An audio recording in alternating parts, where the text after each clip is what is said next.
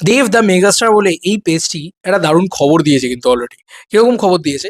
Already ১৩ ঘন্টা আগে এই খবর দিয়েছে। তার মানে রিসেন্ট টাইমসে কিন্তু ভয়ানকভাবে দেবদার একটা কি বলবো মানে শুটিং ডিটেলস চলছে আরকি। একটা বাওয়াল চলছে আরকি একদম বলা চলে।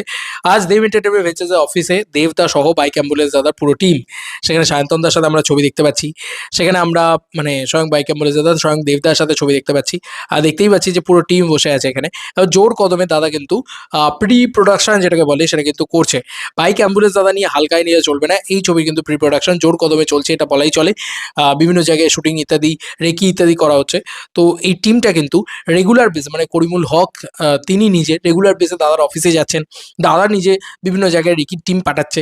তো বুঝতেই পারছো যে এটা একটা ভয়ানকভাবে কিন্তু আ মানে প্রি প্রোডাকশনটা খুব সলিড করা হচ্ছে। এটা বোঝাই যাচ্ছে। এবার পরবর্তীকালে ডেফিনিটলি যখন ছবিটা শুরু হয়ে যাবে এরপরে আর শুটিং হতে বেশি দেরি নেই। তখন খুব যত্ন করে শুটিংটা উঠে যাবে বলে আমার ধারণা।